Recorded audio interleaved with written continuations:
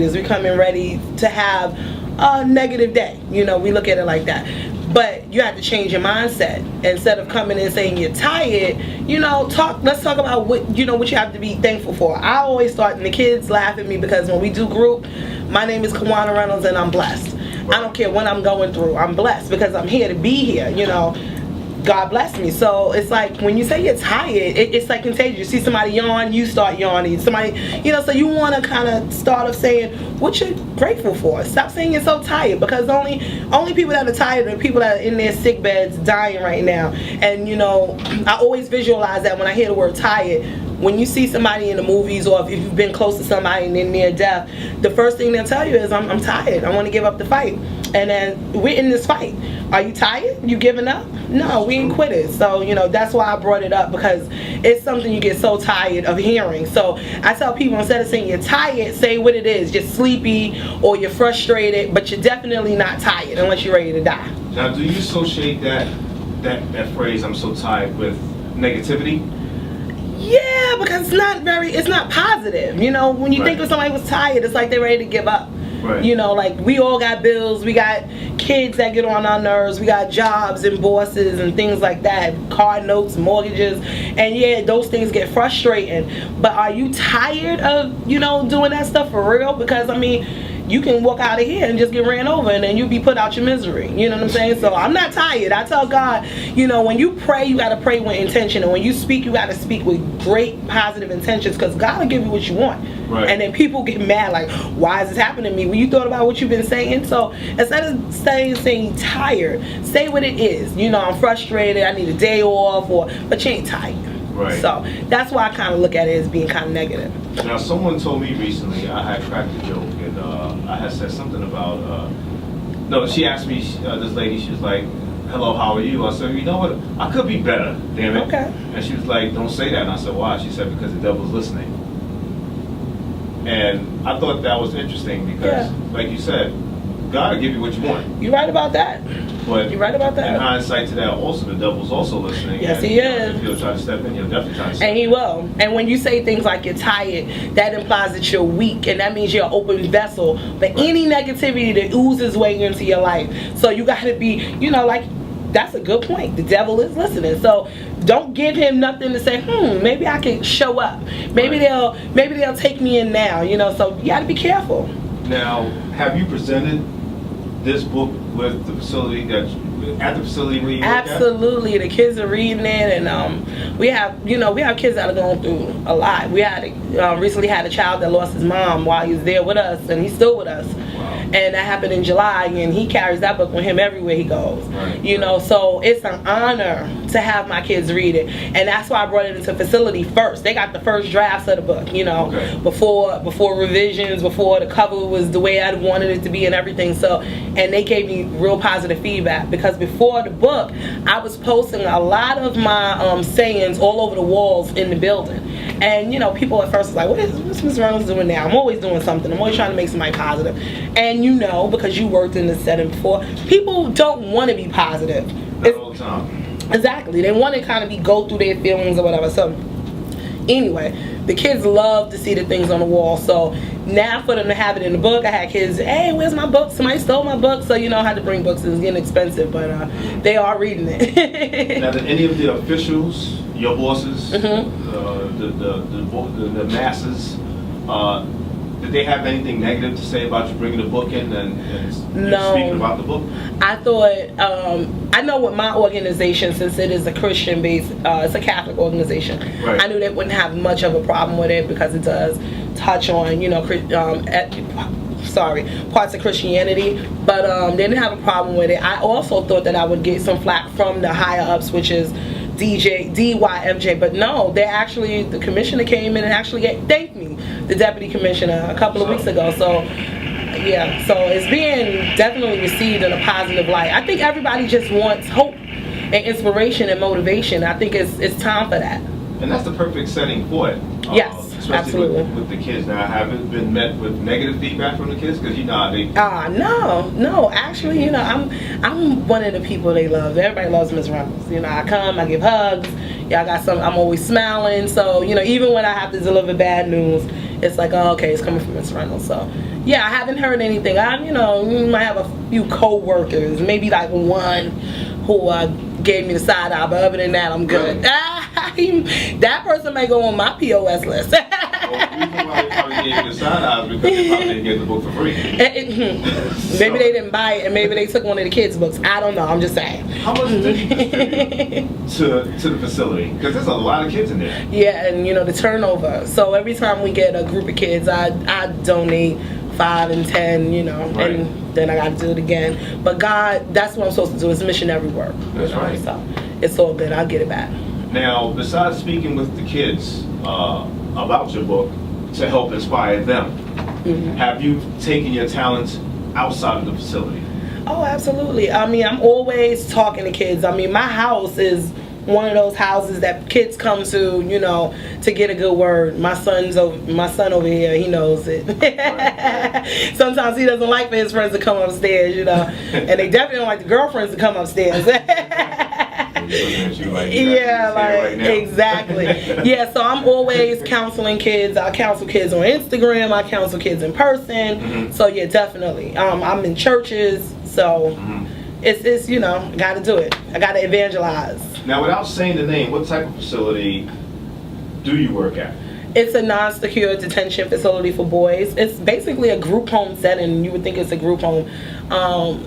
And kids that are in trouble, court involved, they come there and they stay until the judges either send them home or send them to a placement.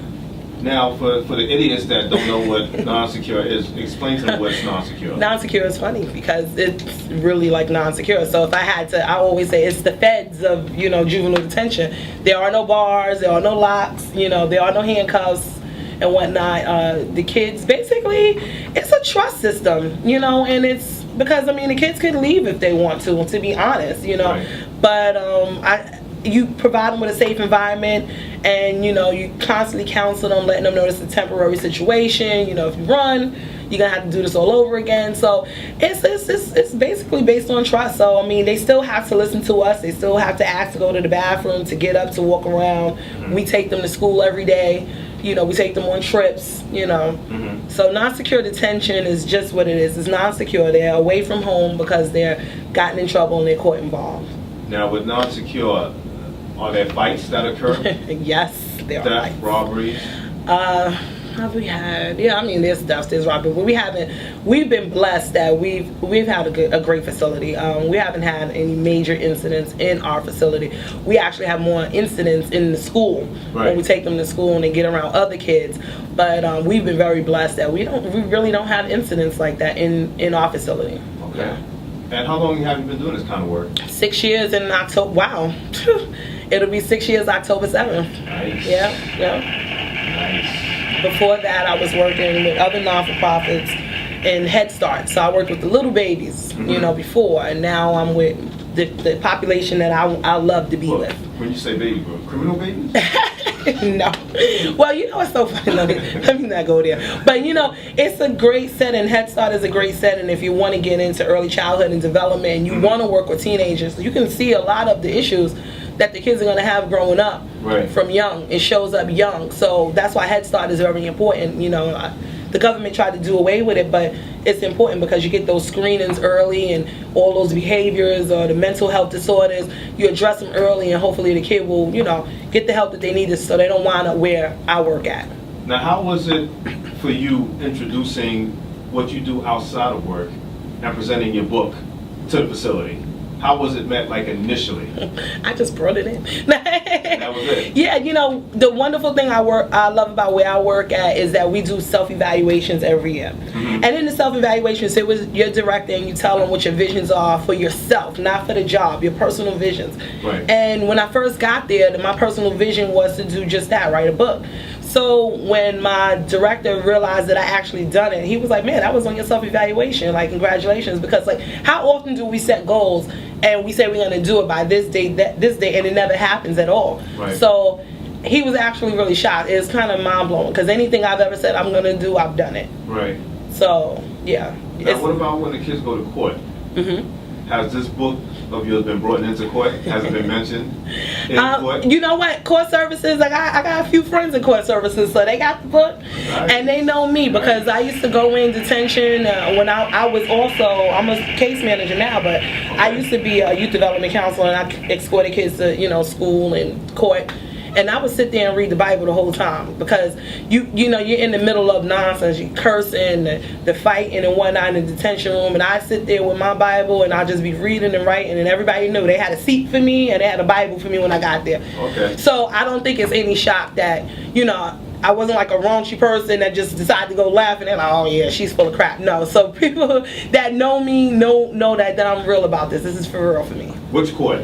I've been in Bronx Court. Queens Family Court. Queens Family Court. I used to go there all the time. Mm-hmm. Yeah, we used to have fun. Yeah, no. It's amazing. It's a subculture that people don't even know about that exists. And we're like living, it's like you're living in this whole other world, of going to court and meeting all these different people. And yeah, I've developed some real strong relationships, and they actually have helped me sell the book, and so I'm grateful for them. That's what it's all about. So shouts out to Bronx Family Court, Queens Family Court, Brooklyn Family Court. I never did Staten Island, but shout out to y'all. No, I never did Staten Island either. I was famous in Queens Family. Oh man, it was crazy. Oh, I bet. We used to go to lunch and we used to teach the kids, look, y'all can't eat this and all that stuff. It was fun for me.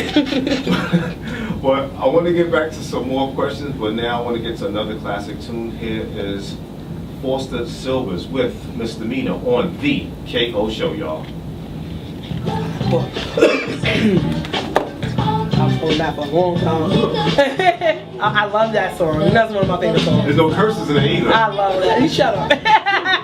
11 happened. I got so caught up into watching the whole thing on CNN unfold, and then it was all these false reports about people being buried, and they were getting this person, and come to find out those were false reports. So after that whole situation, I said, you know what, I'm not gonna watch so much news because you can get bogged down with the negativity, and you start feeling like you don't wanna, what's the point anyway? Like, oh yeah, I'm gonna go to work and then this is gonna happen, or or I'll get cancer and I'll die, so it's like a lot of times I try to stay away from as much negativity as possible. So I think that you have to surround yourself with positivity, and you can do that in the midst of negativity, because there's always a positive in the negative.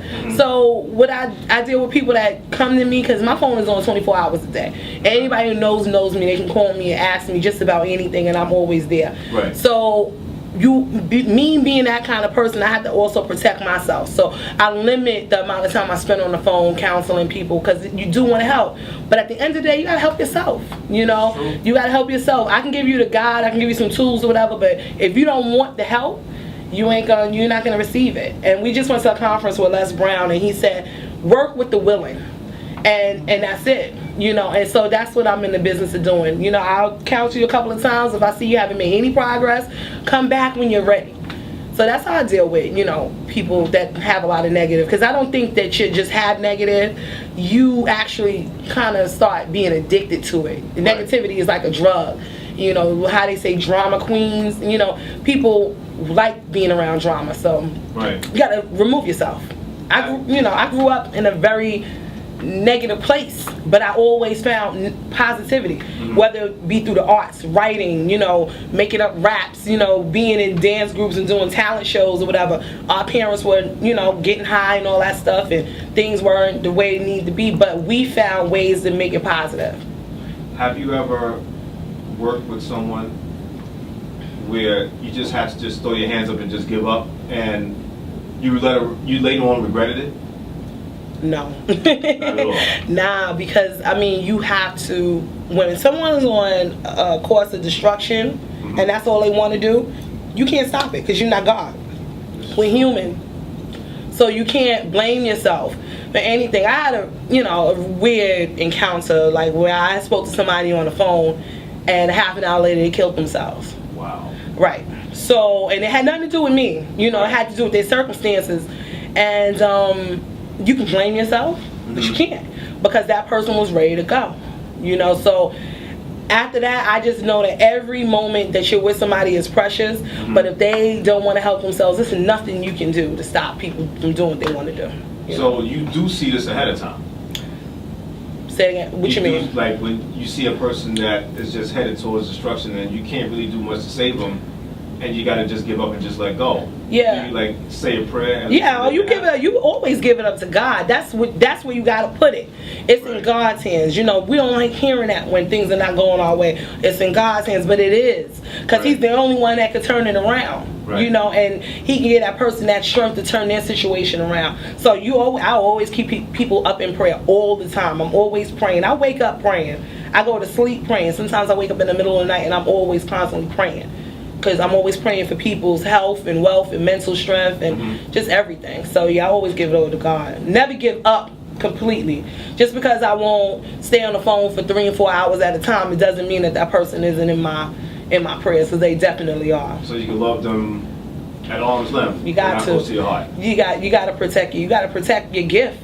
Right. You know, you got to protect your gift. That's like if you could play basketball real good and you got to, your knee ain't too great. You can't keep running on it. You got to give it a rest.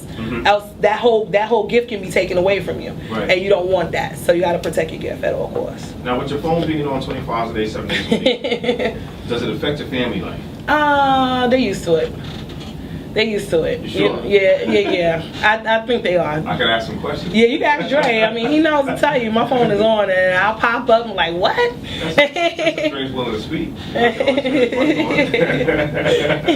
It's my silent partner, right? Yeah. And so it's never a problem at all when people call you like all hours of the night? Nah, because, I mean, it's been going on for so many years now. It just is what it is. It's part of the fabric. And what about work? Do they bother you with kids that want to talk?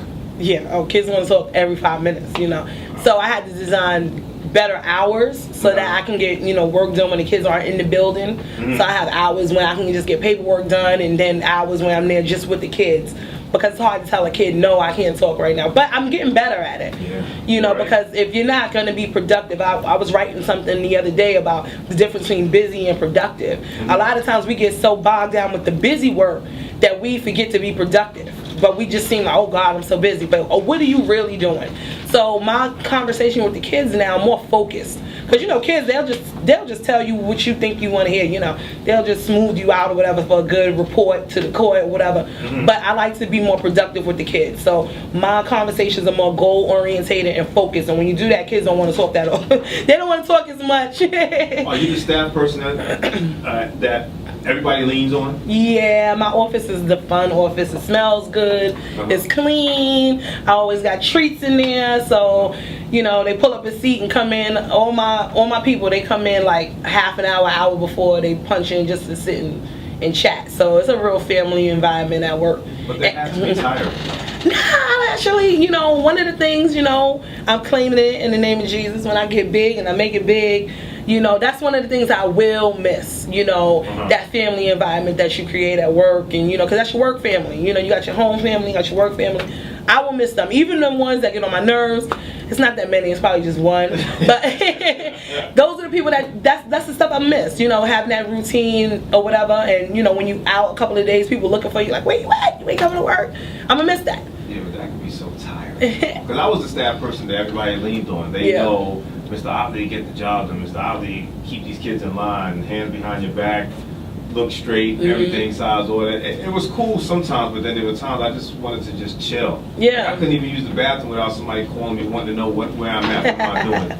Yeah, that happens. To talk to me. It just becomes too much sometimes. It happens. I know, you know what you put on this earth to do. So it's like, I accept it. With all the accolades, I gotta accept that's, I gotta put in the work. So I'm putting in the work. How do you balance working at the facility, promoting your book, and going outside to promote your book and going to these different events? Oh man, I don't know. It's but God, only God, because and I got a strong team behind me, and my team is family. It's all about family, and we all got the same, the same interests. To just be better and grow as a family together. So I got a strong team, and my mind is strong, and my faith in God is very strong. So it's stronger than everything else. So that's how I manage. Now, is it easy? Not at all. Thank God I accumulated a whole lot of vacation and a whole lot of sick time over the 6 years, because I need it now more than ever. So I've been like calling out. Like I said, he doesn't like to be called boss. My director, my co-worker, that's what he likes to be called. You know, he's been very supportive. He knows when I look at him, like, I got an event, I just, you know, just put it, you know, put the request in, you know, so he understands. Right. So. It is what it is. Yeah. If you would like to speak with Miss Qwana, aka Friend in Your Pocket, give me a holler. Area code 609-910-0687, or text me your questions and comments to 917-204-9696. Today we are discussing her, I have to say, phenomenal book, Friend in Your Pocket, and today we are making it a family affair here on the KO Show. Again, give me a call at area code 609-910-0687, and here's another classic tune by Sly and the Family Stone titled A Family Affair here on the KO Show. Oh, yeah. The mic's off, you can talk. Kids were safe and everybody was good, and I was looking out the window and God said, write. And I said, okay. And from that point on, I started writing, and I would just go extra hard on social network. And the book itself took 4 months to put together. It wasn't, that's how I know it was God, because it was just timing. Everything was timing with God. So all the thoughts were there, I just had to pull them together. So I did that, and you got Friend in Your Pocket. It was actually with a major publishing house for many, many, many months, and then they gave it back and said, you know, we need you to build your own fan base. And I'm like, okay, well, if I do that, I might as well do everything myself. I had the money to be able to do it, and that's what I did. And that's when the hustling started. You're gonna Yes. do what you have to do. Yes. Yes. So the timing was actually perfect. Perfect timing. When it was supposed to happen years ago and it didn't happen, you took time to get married, Yep. Raise your kids, and now you know what's happening. Unfortunately, you know how it happened is kind of crazy, but you still made it happen regardless, yeah. which is a beautiful thing. Yeah. So you're never missing out on on your blessings. No, and that's why I said before, you can be surrounded with negativity, but there's always something positive in there. Just like in something positive, something negative can live inside of that too. It's just your choice. What are you going to choose? So, absolutely. With the 4 months that it took for you to put the book together, were there times where you were like, I can't do this, I don't want to do this? No. Not at all? No, because I was on a mission. Full steam ahead? Yeah, I was on a mission. I was writing at, sorry, I should say I was writing at work. I did most of my writing. My thoughts came in the shower, and most of my writing got done at work. And then, once we got towards the end of the project, my mom, I have journals that I walk with, that I write in. My mom started typing for me. So, yeah, it was just a labor of love, family affair from start to finish, and beyond. You still have those notes? Absolutely. Did you have to do a lot of editing? Yeah. And in the first run of the book, I caught some, I caught some mistakes or whatever. But that's the beauty about this brand of book. It's human, like we talk, we stutter, we might trip over a word or whatever. We got smartphones, we thinking we saying something real smart. You go to hit send and you like, no, you see that the spelled wrong, and you're like, what?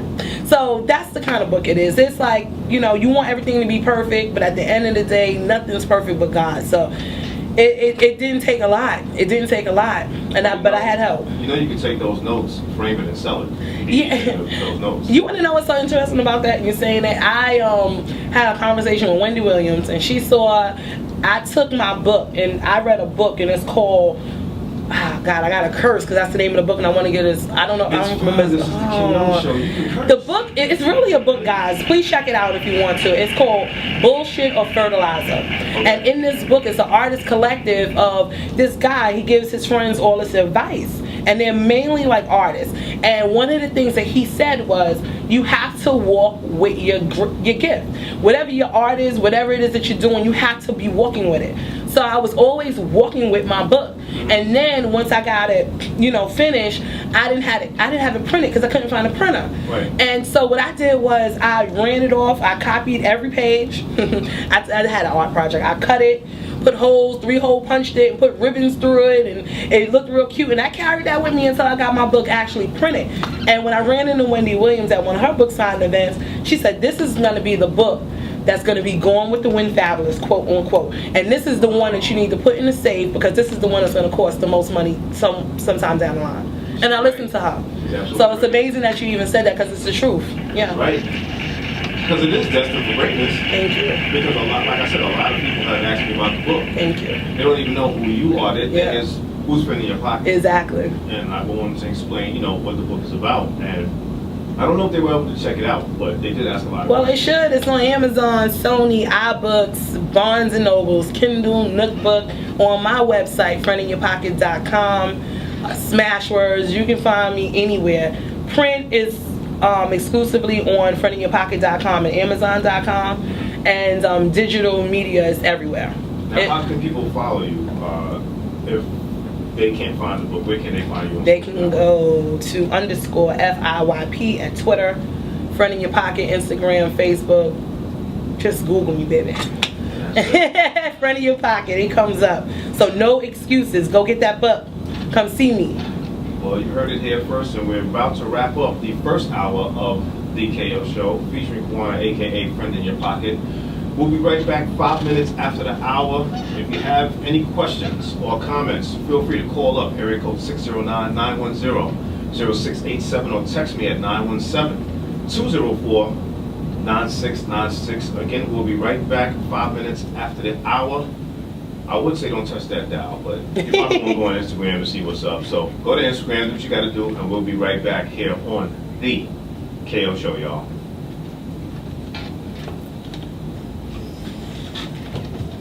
Five minute break. I might just take a 3-minute break. Now, why do you have to take a break? Part of it was getting the book done, writing the book, going through a lot of adversities and whatnot. Now, I'm definitely at that point where, how they say, poop will get off the bowl. So that's where I'm at, you know, especially when you see your work is kind of not what it used to be, and you know, you kind of, everything is kind of half, but you don't want to do that. I want to leave on a high note. So God is moving. He's shifting things, and I feel it. I feel a shift, and I'm being patient. As soon as He give me the word to say go, I'm going. Right. You know, and everyone knows. You know, I spoke to my director came to me. He knows. You know, he's just like, you know, while you're here, just do what you got to do. But I see this is not gonna be long. So, yeah. Okay. So I'm almost there. I have a question that was texted to me from my homegirl, pretty girl, Angie. She's also from Harlem. She wants to know, when you're going through something, who's your friend in your pocket? God. I'm blessed with a great family. Sometimes most of my problems come from them. Because I don't really, you know, honestly, like, I think God has blessed me in such a way that I went through so much hell coming up that He said it's your time to kind of relax, you know, chill. And we all go through stuff, but I think what's most important to me is that I wake up every morning saying thank you. Right. And if I got something, I bring it straight to God. Like, no nonsense. I used to hear my great grandmother talk about that all the time. Right. You know, leaning on His unchanging hand. And I used to be like, you know, that's how she greeted you. You know, every time you spoke to her, you know, and that's what she was doing. And so I get it now. Because, you know how they say, you know, why complain, who's listening? Yeah, God is listening, but it's not a complaint. You just got to be, you know, focused. What is the issue? Can it be worked out? Is it something that you can work out, or is it something that God has to work it out for you? So with Kanye complaining, is that just a rant, or he's actually complaining for a cause, for his own cause? I think with Kanye, I love Kanye. I just think, you know, he caught a raw deal with his moms, and he got a lot of misplaced anger, and he's frustrated, and I don't think he has the right people around him to kind of help him go through that situation. What about catching a raw deal with Kim K? Baby North is gorgeous. That was a blessing, you know. I think he, you know, I don't know him or whatever, but I think a lot of times children give our lives meaning. So I'm hoping in him getting a daughter, which would be his mom, you know, reincarnated, I hope that he gets that solace and that peace of mind that he's seeking, because he needs it. Definitely. Speaking of reincarnation, do you believe in that? Definitely. Is your grandmother still around? My great grandmother is no longer here, but my grandma is still here, and she's a big part of my spiritual life as well. Now, with your great grandmother, Grandma Eliza Jenkins. Was she around when the book was published? No. But it's funny.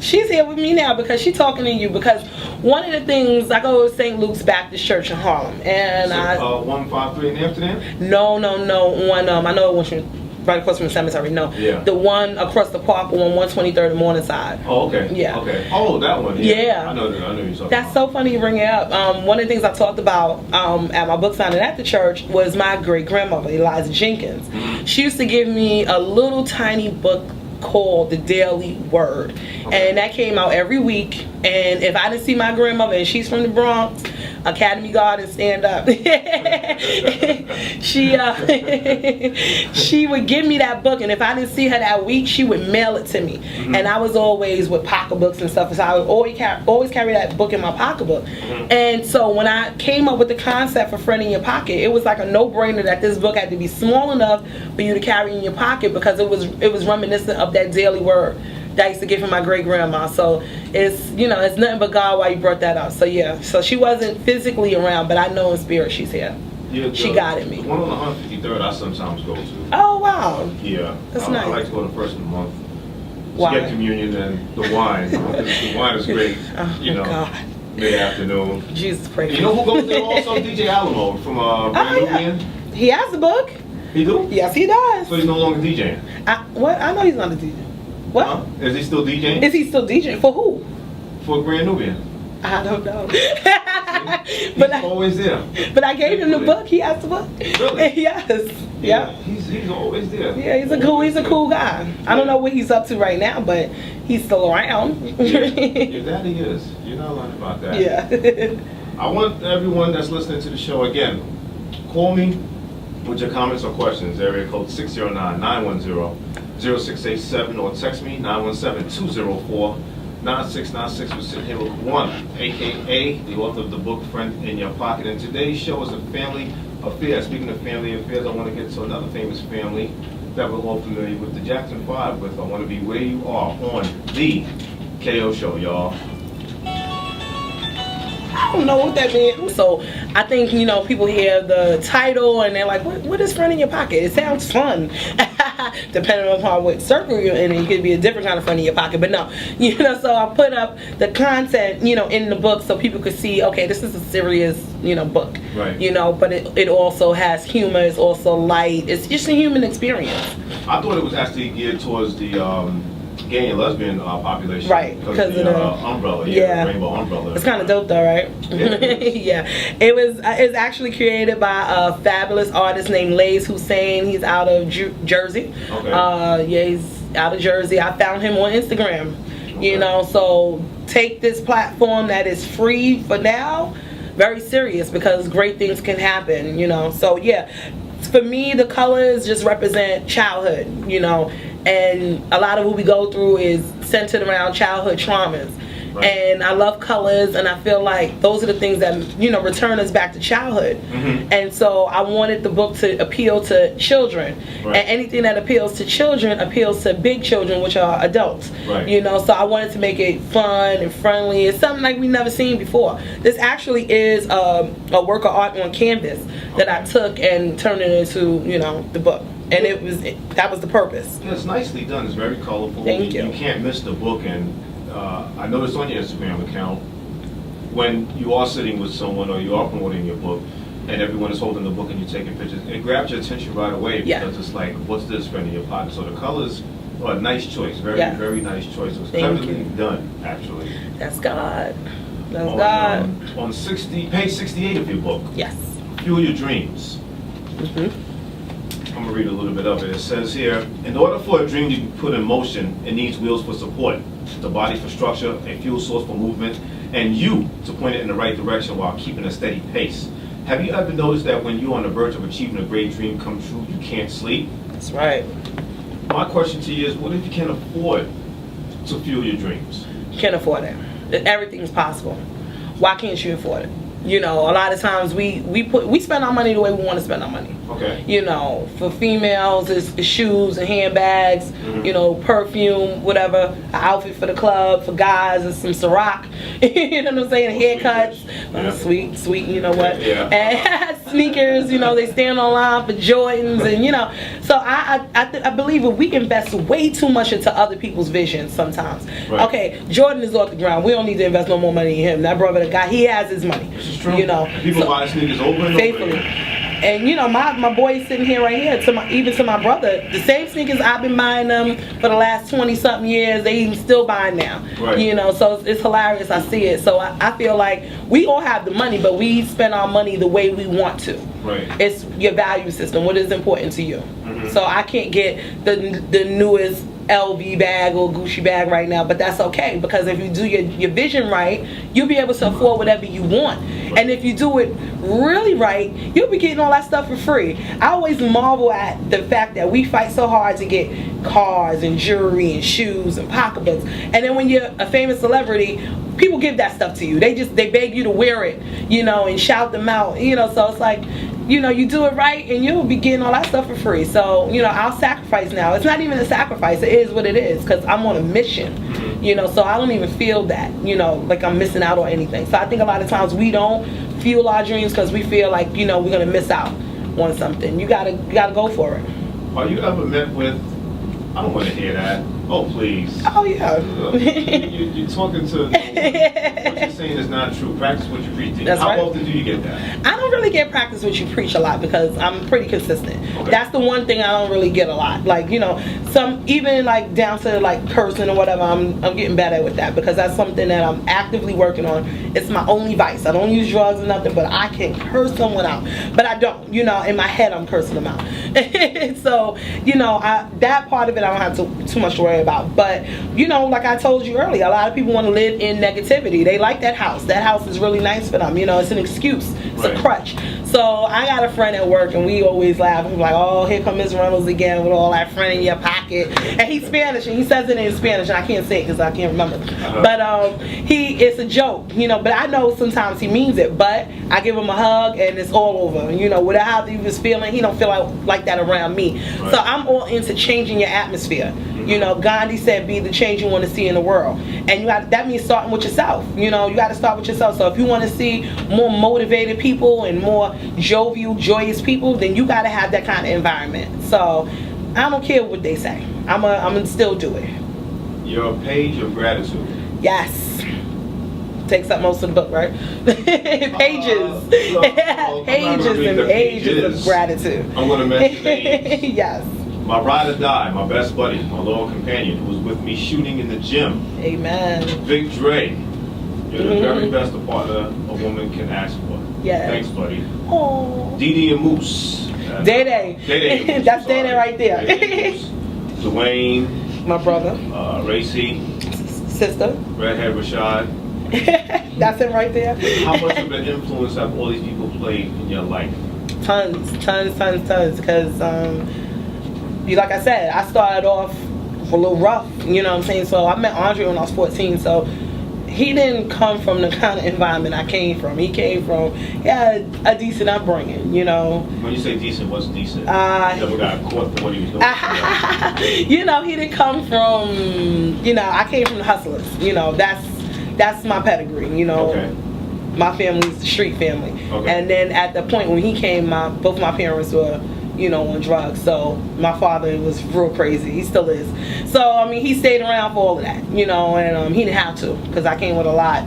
So with your family being heavily influenced from the street, was Dre ever intimidated to take it to another level with you? I mean, I could ask him, but he doesn't. I think he found it interesting, because he's actually one of those people that he still buys the Fed magazine. He's still into that kind of stuff. He likes to be nosy. So he actually got an inside peek of, you know, the backdrop behind some of the legends, you know, that street people that you hear about. I'm happen to be related to some of them. So, you know, I think that's what kind of drew him to me. You know, they say opposites attract. Not saying that he didn't do his fair share, whatever he was doing, I don't know. Right. But, you know, I think that's why he stayed. You know, he saw the potential, you know, and where we could go as a team.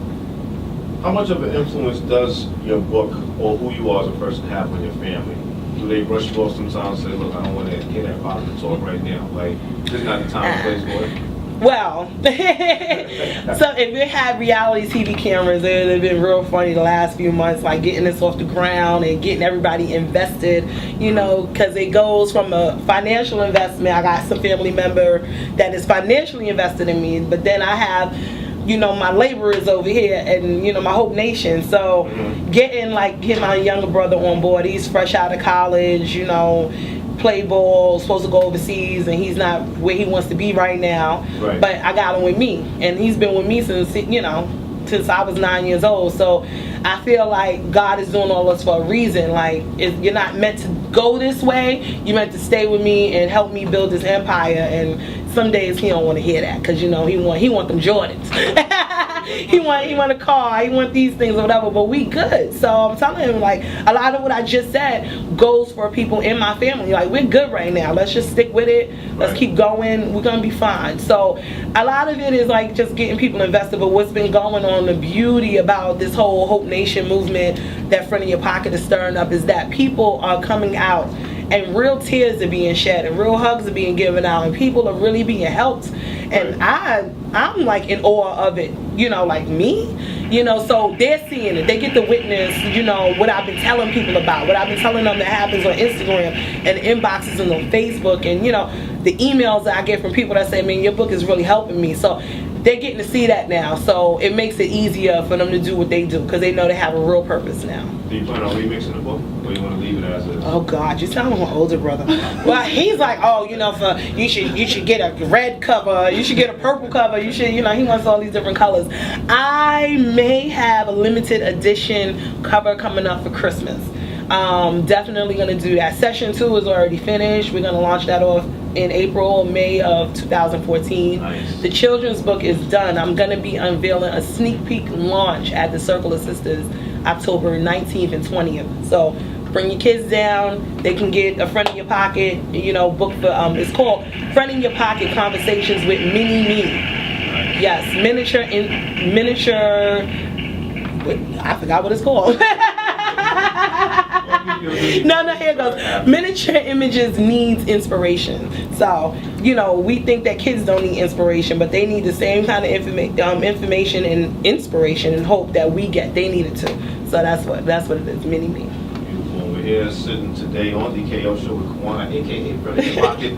Give us a holler. Area code 609-910-0687, or text me at 917-204-9696. And it's funny that you mentioned kids, because I want to get to the 5 stair steps with Ooh Child on the KO show, y'all.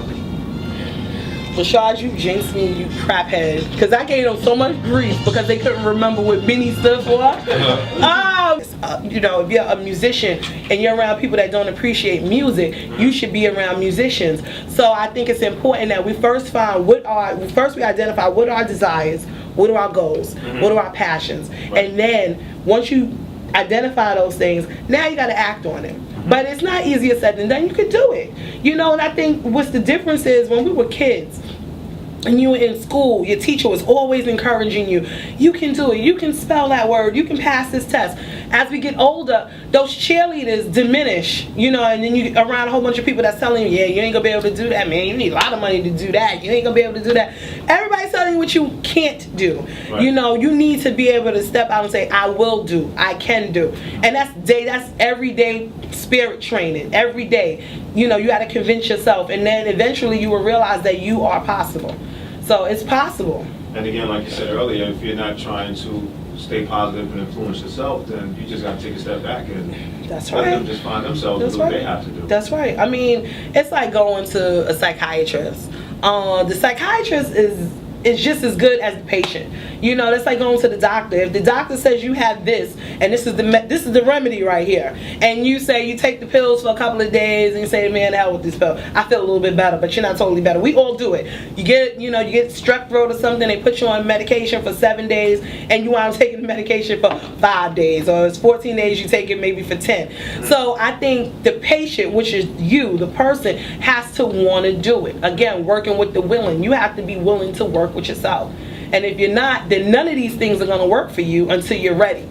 You know, but that's why I wanted to write a book, because, you know, you go on Instagram or you go on Facebook and you can only see what's in the feed unless you're interested in that person. You can go on their page and you can see what they're doing. Right. But in this book, this is something that'll be forever, forever, forever. It's not going anywhere. It's etched in stone. So when you're ready, just like when you read the Bible's been around for centuries, but everybody's not spiritual until they want to be. But the Bible is always there when you need it. Yeah, when you're ready to open it up. A book never gets old. That's right. Page 81. Yes, sir. You asked an interesting question. If you had to choose whether you could be wealthy as a young adult versus an adult, what would be your best answer? What's the difference? Well, if you'd asked a kid that question, they want to be rich now. You know, they want to have, because they want the sneakers, they want the this, they want the that right now. And I know I had more money when I was younger, you know, more than I had when I was an adult. You know, I had access to that kind of money, so, and I didn't know what to do with it, you know. So I would prefer to go through what I went through as a child and to have a steady adult life, you know, and have all the things that I want. But it depends on who you ask and where they're at in their life, you know, for the answer. The answer would be different. But I know for me, now that I can appreciate the money, I can appreciate, you know, the things that come with money now than I could have ever as a kid. This is true. This is very true. And again, you're listening to the KO Show. We're sitting here with Qwana, aka Miss Friend in Your Pocket.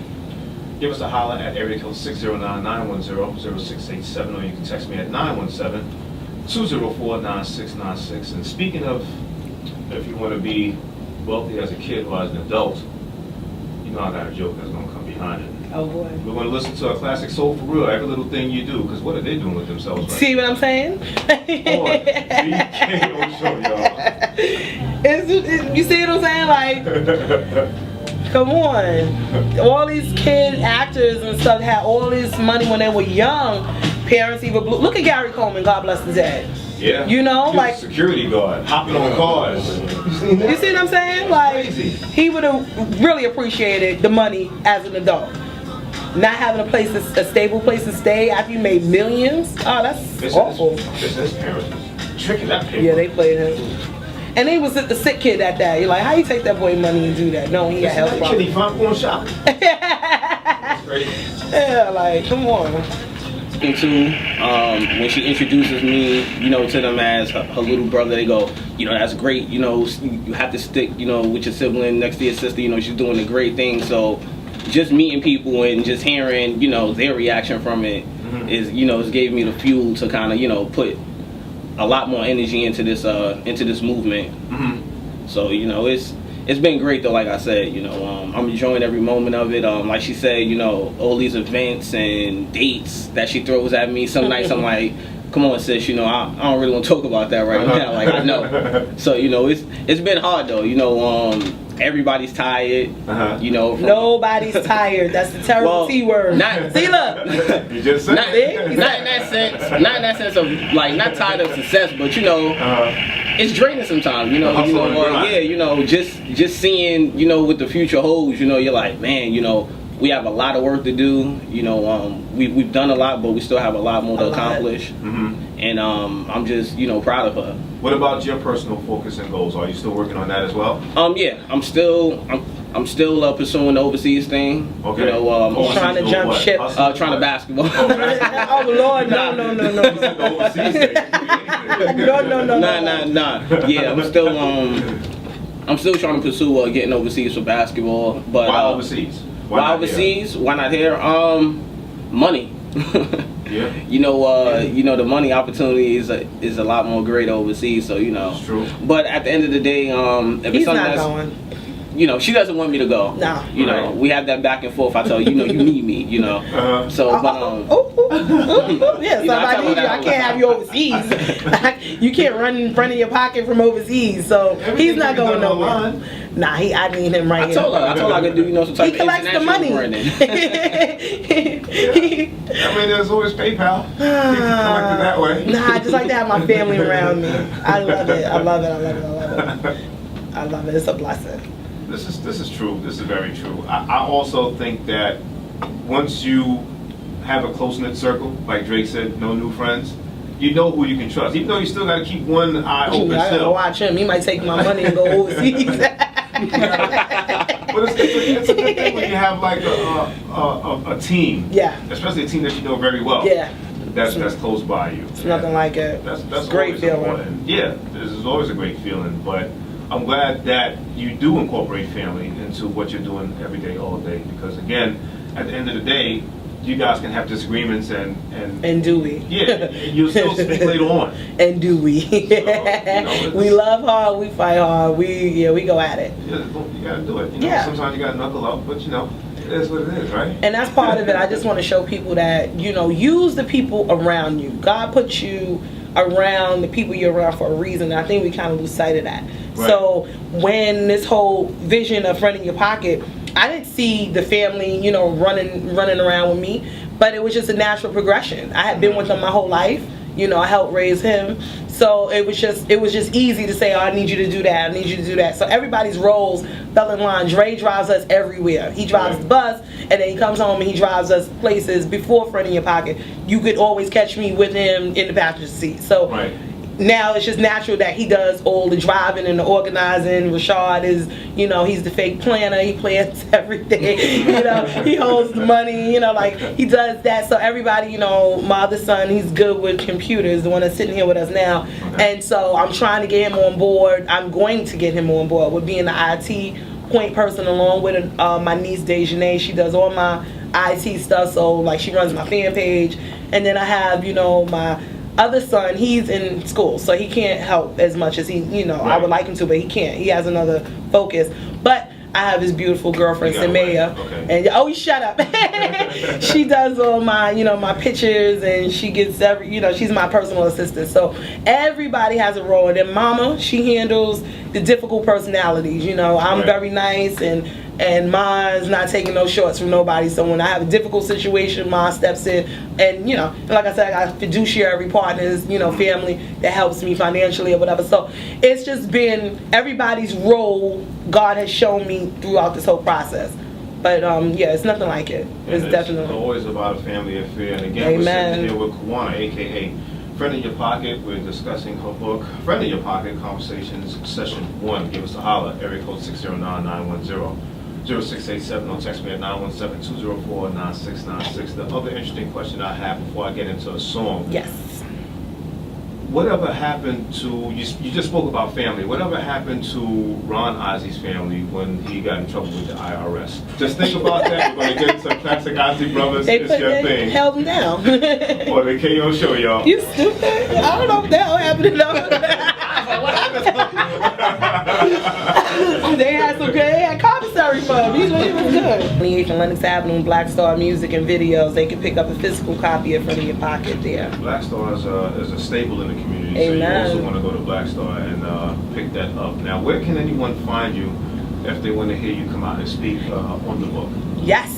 So tonight I'm going to be at Suite 16, 114 West 116th Street in Harlem.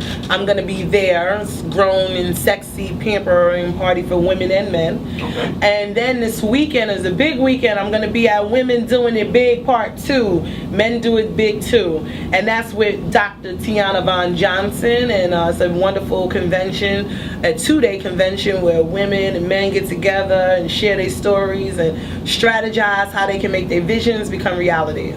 Yes. I'll be there. And then the big event is October 19th and 20th. I'll be at the Circle of Sisters, where I'll be launching off my children's book, like I said earlier. So October 19th and 20th, pick up your tickets at circleofsisters.com. They're $10. And you get gospel concerts, great products. It's a wonderful event that has been a part of our lives for many, many years at the Javits Center. Legendary event. Do you plan on releasing your book in an audio form, maybe?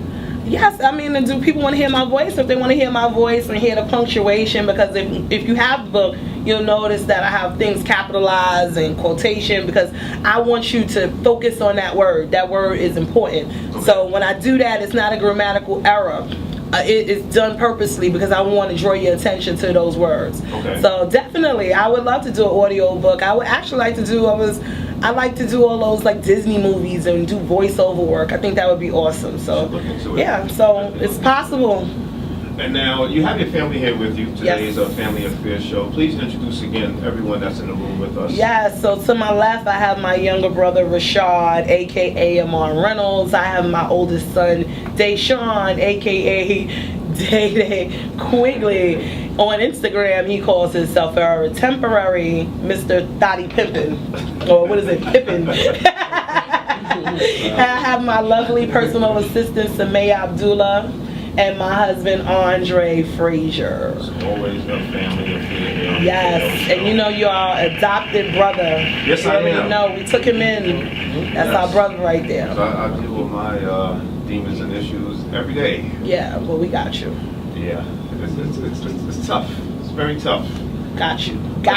On the social networking scene, where can people find you again? Find me at _FIYP on Twitter. Find me at friendinyourpocket.com. Then you can find me Facebook, Friend in Your Pocket. Instagram, Friend in Your Pocket. My fan page is FIYP fan page on Instagram. No excuses. You can find me anywhere. I'm there. Any last words? You know, just help support the movement, you know, come out to events, you know, I'm always posting where I'm going to be at. Just come through. If you got the book already, bring it with you. You should be carrying the book with you everywhere you go. Right. So if I see you in the streets and you got the book, I will sign it. I love taking pictures with everybody, promoting, cross-promoting. I love working with other brands, other small businesses, so we can help each other grow. So get at me on cross-promotion. I don't charge a dime. When I put a product on my page, it's out of sheer love. So let's do that for one another. Let's uplift one another. Let's keep everybody, you know, it's enough money out here for all of us. So let's keep everybody working and network. Networking increases your net worth. Please always network. And you got to stay motivated. Yes. As well. The book is very helpful, but it has to come from within you. That's right. If you don't build your own foundation, how the hell are you going to get anywhere? That's right. Straight up. Yep. A house built on a weak foundation is bound to crumble. So, you know, when the earthquake comes, the first house is going to fall. So when them curveballs from hell, I talk about them in the book, when they come, stay guarded up. Stay with your armor. Read your Bible. Whatever religion you subscribe to, get deep into your spirituality. And then pick up Friend in Your Pocket to help you along the way. And always remember, as I always say in closing, 7 days without prayer makes 1 week. I would like to thank again. I love that. Qwana for stopping by. Qwana and family for stopping by. Always, we got you. And Qwana made a request as we close out today's show. We celebrate families with Tony. It never rains in Southern California. It never rains here on DKO Show. I will see you guys on Monday. Monday's show, we're going to make it real nice and sexy. Nothing explicit, but we're just going to just cool out on Monday's show. And again, like I always say, 7 days without prayer makes 1 week. Thank you guys for joining me today, and Ms. Qwana, aka Friend in Your Pocket. Yay, that was good.